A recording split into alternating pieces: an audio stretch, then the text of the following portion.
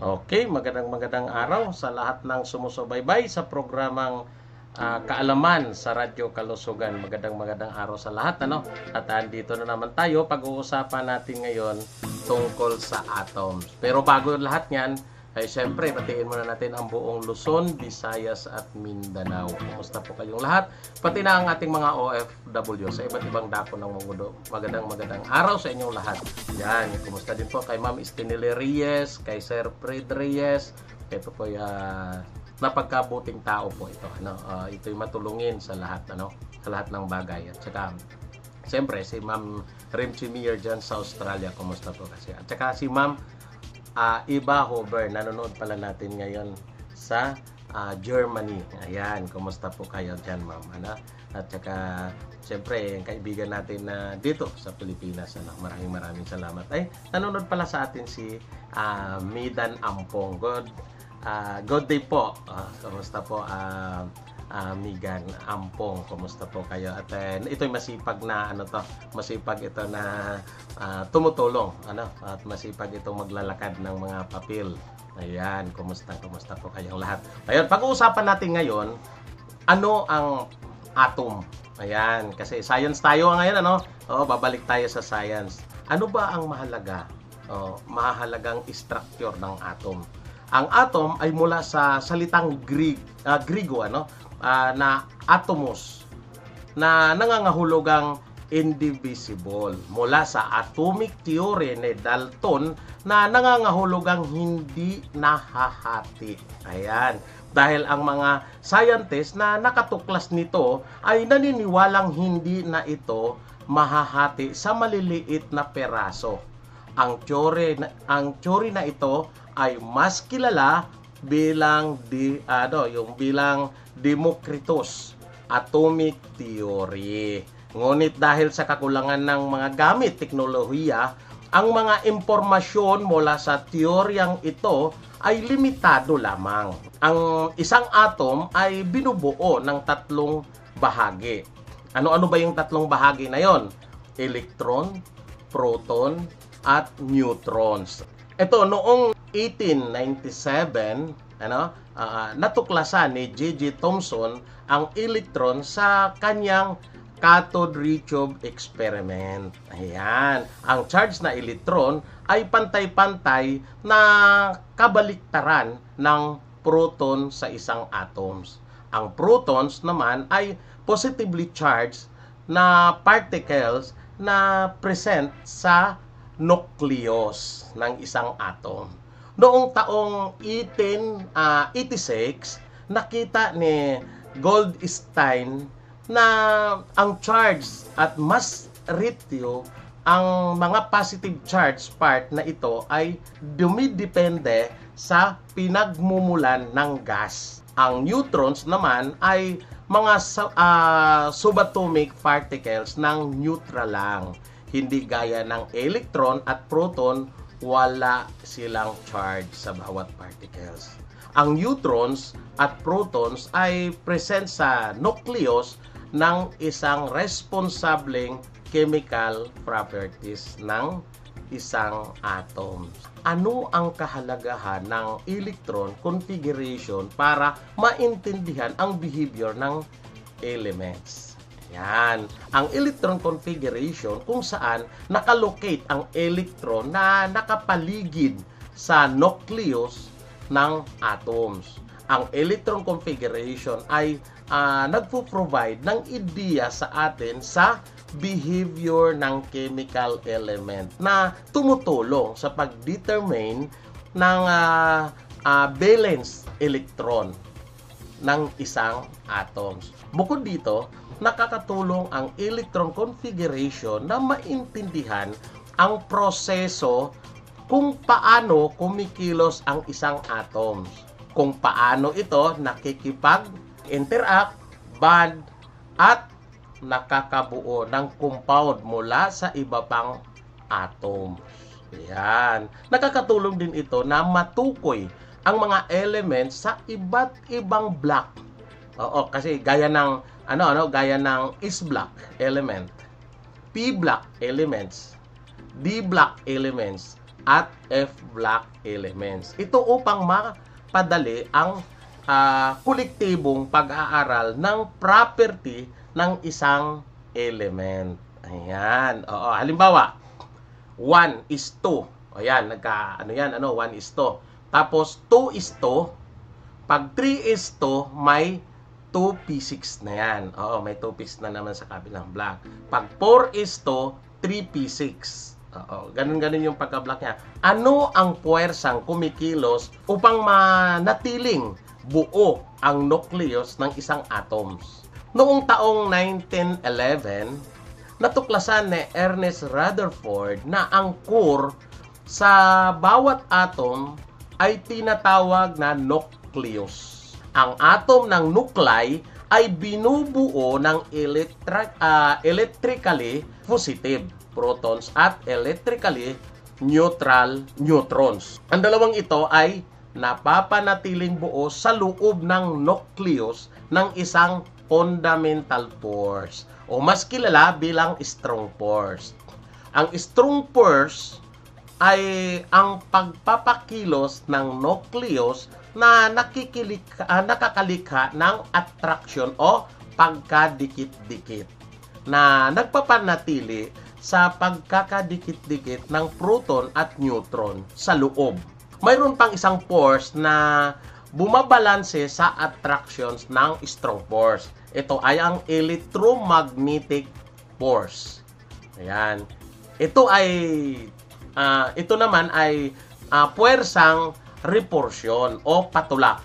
Nangyayari ito kapag nagkadikit ang mga particles na may parehong charge. Halimbawa, kapag naglapit ang dalawang electron sa isa't isa, ang negative charge nito ang nagsasanhi ng repulsion. Ganoon din ang protons.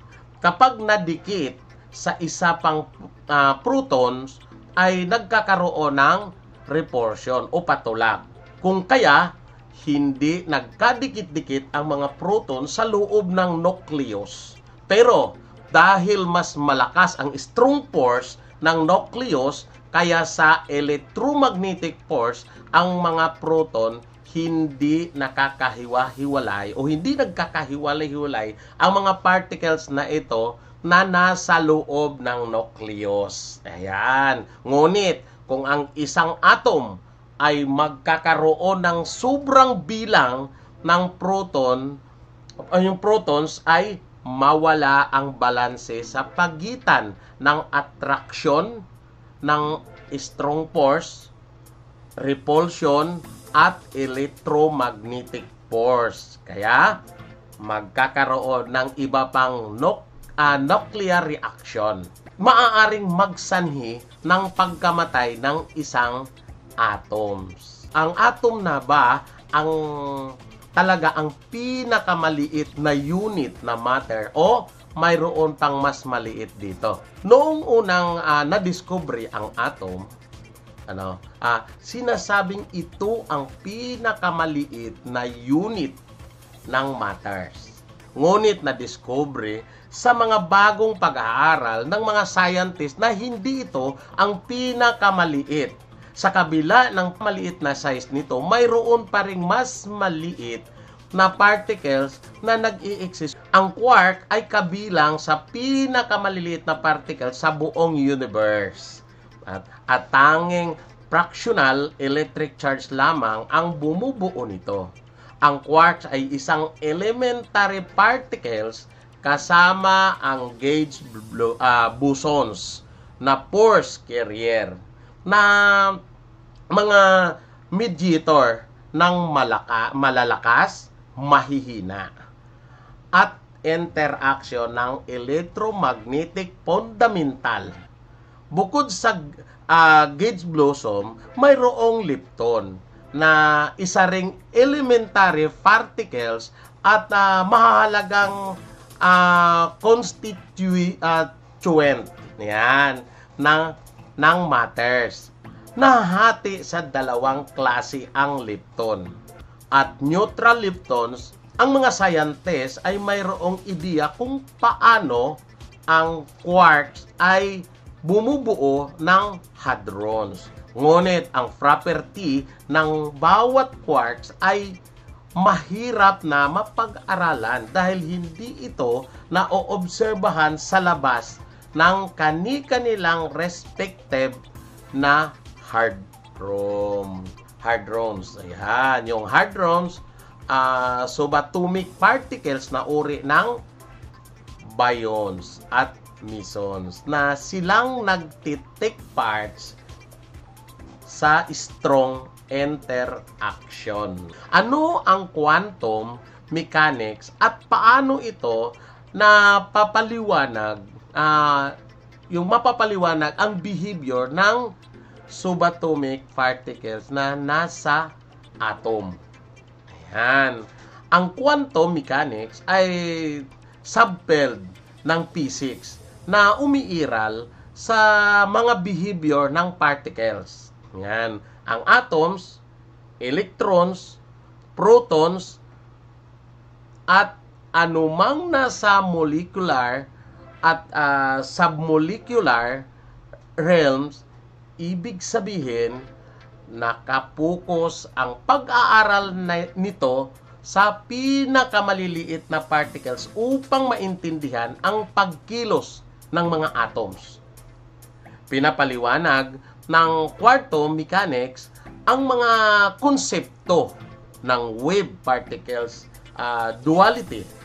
Ibig sabihin, ang bawat particles gaya ng electron at protons ay nakakapag-exhibit ng parehong wave-like particles like behavior. Ang dalawang parehong pagkilos ng particles na ito ay natuklasan sa doubling slit experiment.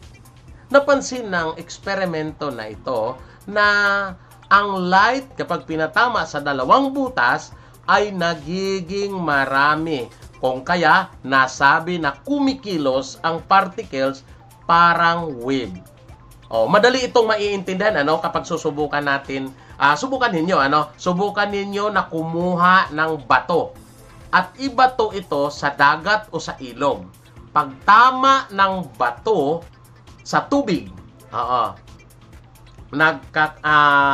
nakabubuo ito ng isang alon o isang wave sa isang direksyon. Kapag nilagyan mo ng harang ang alon, halimbawa na lang ang isang malaking bato, napipigilan nito ang alon at pumunta sa iba't ibang direksyon. Ganito ang nangyayari sa double slit experiment. Ngunit, noong nilagyan ng aparato upang obserbahan ang bawat slit, nakita mula rito na mayroon lamang dalawang liwanag na nabubuo. Kung kaya, may property ang protons ng liwanag ng particles. Ayon kasi sa properties ng particles, ang particles ay mayroong definite na position at momentum. Ganito ang pag-aaral na ginagawa ng quantum mechanics. Kung kaya, ang quantum mechanics ay nagpo-provide ng mathematics framework upang mas maintindihan at ma-predict ang behavior ng subatomic particles. Katulad ng hindi nahuhula ang pagkilos ng mga electrons sa loob ng atom. At ito ay nagiging matagumpay sa pagpapaliwanag sa malawakang phenomena na naoobserbahan sa atomic at subatomic scales. Kaya ano ang role ng isotopes sa pag-aaral ng atomic structure? Ang mga variant ng element na may parehong bilang na protons, ngunit magkaiba ang bilang ng neutrons, ay tinatawag ito na isotopes. Yan. Mahalaga ito upang maintindihan natin ang atomic structure ng isang element dahil dito makikita ang composition at behavior ng isang nucleus. Halimbawa, ang hydrogen ay mayroong tatlong isotopes. Hydrogen 1, ang common at stable na isotopes. Hydrogen 2 o deuterium. At hydrogen 3 o tritium. Nag-share ang mga ito na halos parehong chemical properties. Ayan, halos parehas chemical properties yan. Ngunit, nagkakaiba sa mass at physical properties. Ang mga stable isotopes ay maaaring magamit sa pag-aaral ng mga lupa, pag-aaral sa tao, pag-aaral sa hayop, sa mga insekto at mga halaman. Halimbawa, ang isotopes ay ginagamit upang maintindihan ang migration paths ng mga paru-paro at upang matulungan itong maprotektahan ang resources ng mga breeding environment. Yan. Ang isotopes ng carbon na carbon 14 ay ang element na ginagamit upang magsagawa ng carbon dating. Yan. Dahil dito, nalalaman kung gaano nakatanda ang isang fossil o artifact. Yan. Ang stable isotope ng iodine, na iodine 1 to 7 ay ang primaryang ginagamit sa mga CT scan upang mas malinaw na makita ang mga blood vessels, organs, at iba pang abnormalities. Ang mga presensya ng mga isotopes ay resulta ng pagkakaroon ng iba't ibang dami ng neutrons. Di tulad ng proton na kapag sobra ay nagkakaroon ng decay o pagkamatay o pagkabulok ng isang element. Ngunit gaya ng nasabi kanina, nagbabago ang physical properties ng isang element kapag nabago ang dami ng neutron nito. Kung kaya, nagbabago ang atomic mass at stability nito. Kaya kung mapapansin ninyo sa periodic table of elements, ang ginagamit na atomic mass ay decimal at hindi whole number. Paano nakakabuo ng molecules ang mga atoms? Ang molecules ay ang grupo ng atoms na pinagsama-sama na kumakatawan sa unit ng chemical compound. Ito ay nagbibigay ng eksaktong bilang ng atoms sa lahat ng elements sa unit ng substance. Ayan, nabubuo ang molecules kung ang dalawa o higit pang atoms ay nagsama-sama. Kapag nagsama ang mga ito, ang bawat atom ay nagsishare ng isa pang electron sa bond formation. Halimbawa nito ay ang water o tubig na mula sa dalawa, hydrogen at oxygen. Mayroong iba't ibang uri ang chemical reaction na nakapagbubuo ng molecules. Synthesis reaction, decomposition reaction, at displacement reaction. Sa synthesis reaction, dalawa o higit pang atoms o molecules ang nagsasama para makabuo ng panibagong compound. Sa decomposition reaction naman, ang single compound ay nahihiwalay sa dalawa o higit pang simpleng molecules o elements, samantalang ang displacement reaction naman, ang element sa compound ay napapalitan ng panibagong elements. Bukod dito, nabubuo rin ang molecules mula sa mga chemical bond ang covalent, ionic at metallic. Ang covalent bond ay nangyayari kapag ang atoms ay nagbahagi ng electrons para ma-achieve ang stable electron configuration. Nangyayari naman ang ionic bond kung ang atoms ay naililipat ang electrons sa isa't isa na nagre-resulta ng pagkabuo ng ions. Yan. Oo.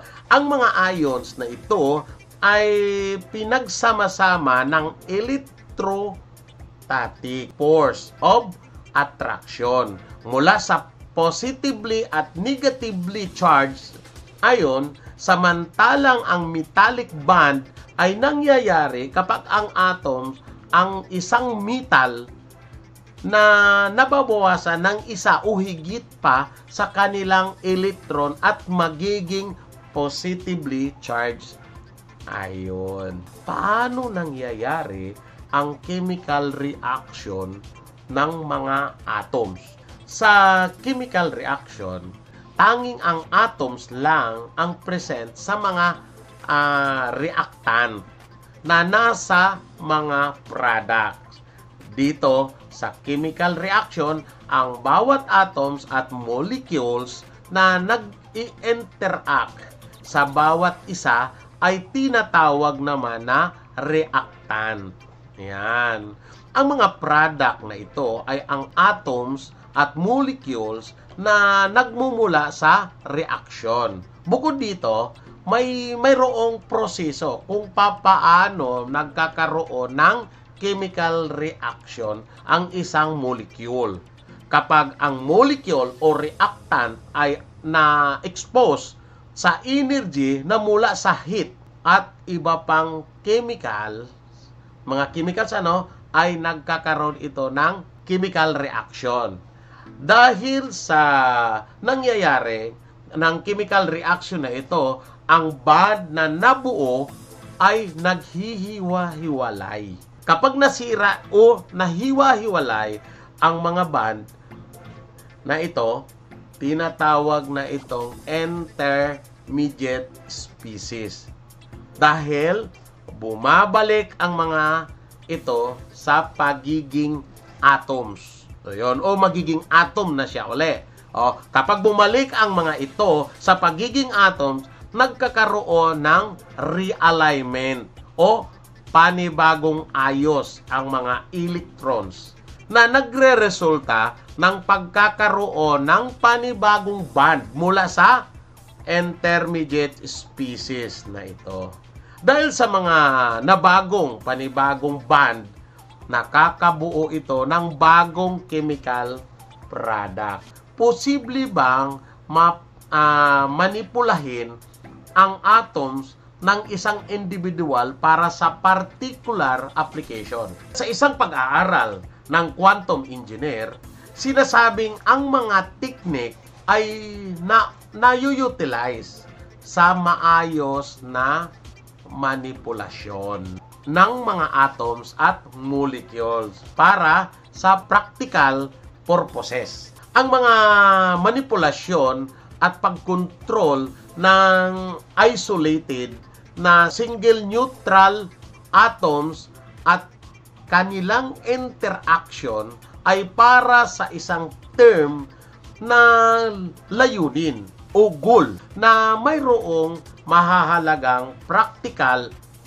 application sa iba't ibang area o interest sa communication, quantum engineering, fundamental physics, chemistry, at quantum computing. Halimbawa nito, ang energy storage and conversion gaya ng ginagamit sa baterya.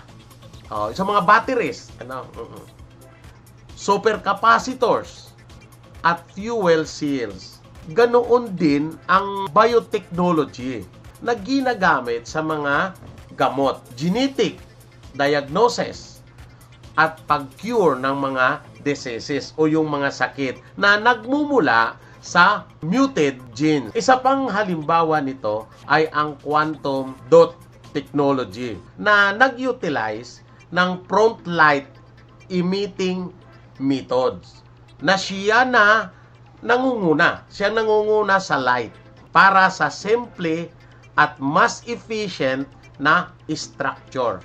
Hindi gaya ng mga LCD. Ang LCD naman, ang ilaw noon para mailabas ang pictures o yung ng isang image, ng isang kinukunan ng video o yung pinapalabas, ang ilaw noon nasa paligid, yung maliliit na lights para ma-release yung liwanag para lumalabas yung image na nais ilalabas ng technology.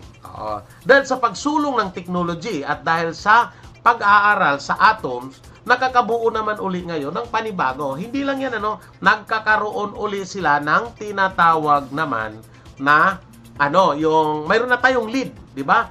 May lead tayo. Ano ba yung lead natin? O yung light emitting diode. Napapaayos pa rin. Mas maliwanag kasi yung LCD nun, titingnan mo sa gilid dahil nga ang light niya nasa paligid. Ang nangyayari, kapag nasa gilid ka, parang kumakalat. Kaya patuloy na pagtuloy ng pag-aaral. Kaya gaano kahalaga ang pag-aaral ng atoms at bakit patuloy itong inaaral ng mga scientists. Mahalagang patuloy na inaaral ang agham higit lahat ang atom dahil nakakatulong ito upang mas maintindihan natin kung paano nabuo ang universe, kung paano nabubuo ang mga katawan at ang mga component ng buhay. Ayan. Sa pagtalakay ng mga usapin hinggil sa atoms, nalalaman natin kung paanong nabubuo ang mga chemical na bumubuo sa ating pang-araw-araw na buhay. Maliliit na unit man ito na hindi nakikita ng ating mata. Bawat bagay sa ating paligid ay binubuo ng mga ito. Ang mga gamot na magagamit sa paggaling o pag-cure ng mga sakit at mga teknolohiya na ginagamit sa bahay. Ginagamit nating mga teknolohiya sa eskwelahan at anumang mga bagay na ginagamit sa eskwelahan. Ginagamit natin sa opisina. Oo, mga atoms yan. Oo, yung mga ginagamit yan. At kung saan man ay mula sa mga pag-aaral ng mga atoms na ito, kung walang atoms, ang existence ng molecules, elements, at matter ay hindi posible. Yan. Patuloy itong inaaral ng mga scientists dahil araw-araw ay mayroong nadidiscovering ang mga ito o yung mga scientists may nadidiscovery pa. At nagagamit ang pag-aaral ng atoms sa mga discovery na ito. Oo, kaya patuloy at patuloy ang mga scientists na nag-aaral. Kaya nga ang mga teknolohiya na pinag-uusapan natin ay patuloy ito na lumalago. Kaya maraming salamat sa inyong lahat. Ang inyong lingkod, si Fred Boyles. Maraming salamat sa programang Kaalaman sa Radyo Kalusugan. Magandang gabi po.